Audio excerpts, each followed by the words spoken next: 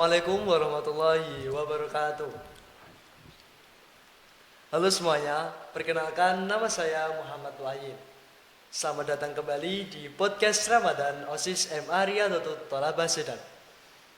Nah, pada podcast kali ini kita mengusung tema mengenal lebih dekat dengan Al-Quran selama Ramadan. Di sini sudah ada Kak Muhammad Aska Mubarok dari kelas 10-3 yang nantinya akan menjadi narasumber kita. Oke Kak Aska, nanti kita akan membahas tentang mengenal lebih dekat dengan Al-Quran. Mungkin Kak Aska bisa memberi gambaran atau pengantar terlebih dahulu tentang Al-Quran dan mengapa kita harus mengenalnya lebih dekat. Baiklah, sebelumnya terima kasih kepada Kak Luayin karena telah mengajak saya sebagai narasumber di acara podcast OSIS kali ini.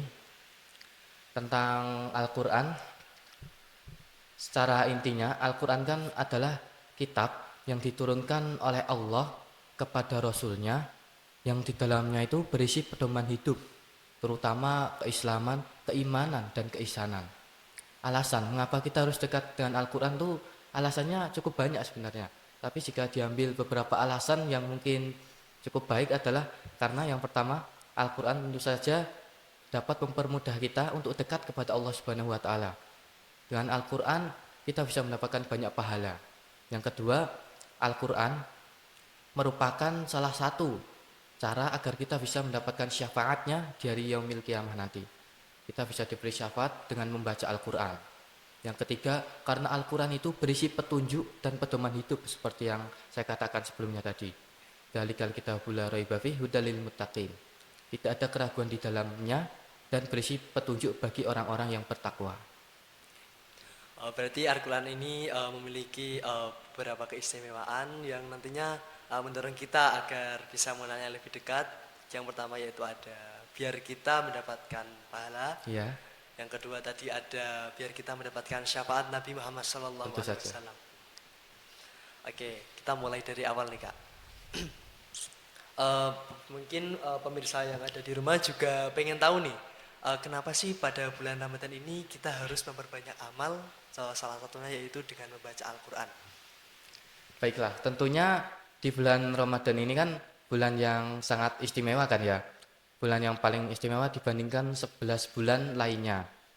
Alasan kenapa kita disunahkan untuk melakukan banyak amalan ketika bulan Ramadan, karena bulan Ramadan ini adalah bulan di mana kita bisa mendapatkan pahala yang sangat berlimpah ganda, dan membaca Al-Quran itu adalah salah satu fokus kita agar kita tidak mengingat seperti menahan lapar atau menahan haus. Jika dianalogikan, contohnya seperti anak kecil yang sedang bermain game. Ketika mereka diajak untuk makan, pasti jawabannya nanti atau sebentar kan. Nah, itulah fungsinya kita beramal seperti kita mengaji di bulan Ramadan, agar fokus kita, titik beratnya berada pada Al-Quran itu, sehingga kita melupakan bahwa kita sedang menahan lapar dan haus, dan kita membaca Al-Quran dengan enjoy. Seperti itu. Oke. Ngomong-ngomong tentang tadi kan Kak Aska menyebutkan bahwasanya kandungan-kandungan yang terdapat dalam Al-Quran yaitu meliputi ada keislaman, keihsanan, dan keimanan. Nah, mungkin menurut Kak Aska ada cara tersendiri nggak untuk kita agar dapat menjalankan perilaku-perilaku dalam kehidupan sehari-hari yang mungkin dapat mendekatkan kita pada Al-Quran. Nah, oke, yang terkait keislaman, keimanan, dan keihsanan. Yang pertama, keislaman kita lihat dari segi definisinya. Kan keislaman itu intinya kita sebagai seseorang itu melaksanakan 5 rukun Islam, yang tentu saja syahadat, sholat, zakat, puasa, dan haji bagi yang mampu. Dan yang kedua adalah keimanan. Ini adalah tentang keyakinan kita terhadap rukun iman, seperti iman kepada Allah, iman kepada malaikatnya, kitab-kitabnya, rasulnya, pada hari kiamat, dan qada dan qadar, yang baik maupun yang buruk. Dan yang paling penting dalam keimanan ini, kita bukan hanya mengucapkan keyakinan bukan pada lisan saja, tetapi antara hati, pikiran, dan lisan itu tersinkronisasi, sehingga kita hatinya terdorong untuk melakukan suatu amal dengan latar belakang keimanan. Karena amal yang dilakukan dengan motivasi keimanan itu disebut dengan amal soleh. Amal soleh itu menjadi amal yang ditimbang di hari kiamat nanti. Dan keisanan itu adalah suatu hal di mana kita kalau dalam hadis itu kita menyembah kepada Allah seolah-olah kita melihatnya, fa illam takun tarok, dan jika kita tidak melihatnya, fa innahu tarok. Kita dilihat oleh Allah itu. Jadi amalan-amalan untuk kita agar dekat dengan Al-Quran itu sendiri, kita tentu saja melaksanakan perintah Allah dan menjauhi larangannya. Dan orang-orang yang mengatakan dirinya beriman, tentu saja hampir mustahil untuk melakukan larangan yang ada di dalam Al-Quran. Seperti contohnya di surat Al-Isra ayat 32 kalau saya tidak salah ingat. Wala taqrabuz zina innahu kana fahisyatan wa sa'a sabila. Sesungguhnya zina itu adalah perbuatan yang keji. Karena itu kita menghindari zina. Karena sebagai orang yang mukmin, kita mengatakan diri kita percaya dengan rukun iman itu, maka kita otomatis tidak mendekati dengan zina. Maka dari itu kita melakukan perbuatan yang telah diperintahkan oleh Allah dan menjauhi larangannya. Dengan itu kita bisa mendapatkan ridho dan cinta dari Allah, dan mungkin kita bisa membaca Al-Quran dengan lebih baik jika tentunya untuk mendapatkan motivasinya untuk mendapatkan pahala, mendapatkan rahmat, dan mendapatkan ridho Allah. Dan dengan hal-hal itu, insya Allah jika diistiqomahkan akan menjadi hal yang baik bagi kita di dunia maupun di akhirat. Karena istiqomah itu merupakan salah satu kunci di dunia dan itu sangat penting sekali. Suksesan dunia dan akhirat ya berarti. Iya, tentu saja. Kalau saya tidak salah dengar tuh pernah ada peribahasa atau kata itu al-istiqomatu khairum min alfi karomah. Istiqomah lebih baik dari 1000 keajaiban. Karena istiqomah itu sulit dilakukan dan tentunya bagi yang bisa melakukannya insya Allah akan mendapatkan pahala yang besar. Berarti cara kita mendekatkan pada Al-Quran dan mengerjakan amal-amal itu harus disertai dengan keimanan ya. Tentu saja. Soalnya keridhaan Allah itu sangat penting. Iya, Nah, Kak Aska ini kan dari kelas Tafid kan. tentu saja. Nah, ini pastinya sudah sering membaca dan menghafalkan Al-Quran. Alhamdulillah. Ada rasa kayak bosen gitu gak sih Kak, kayak membaca Al-Quran ini, maksudnya kayak aku bosen banget ya kayak. Perasaan seperti itu ya. Sebenarnya kalau perasaan seperti itu wajar ya membaca Al-Quran. Misalnya bosan ataupun capek.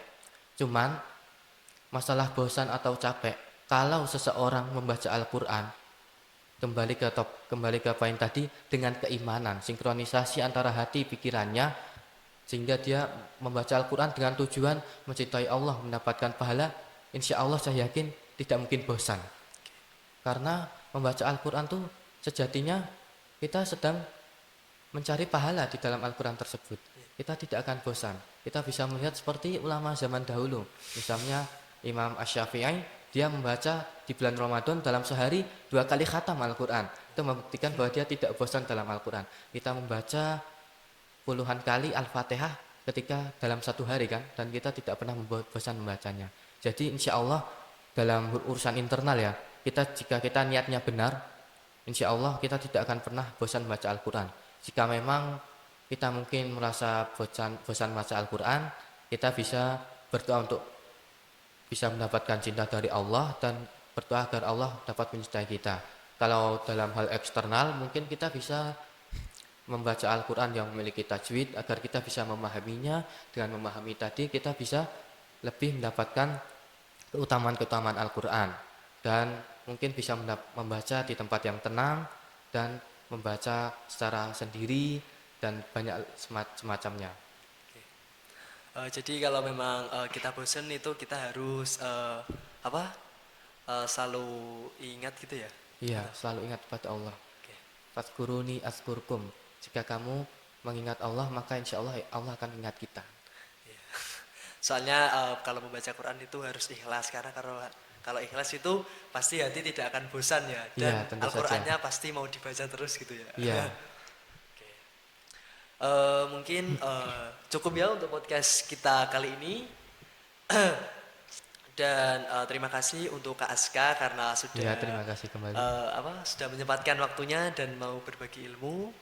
Dan kesimpulan untuk podcast kita kali ini yaitu eh, kita harus membaca Al-Quran di bulan Ramadan karena memang dengan membaca Al-Quran kita dapat meningkatkan keimanan dan ketakwaan kita kepada Allah Subhanahu wa taala.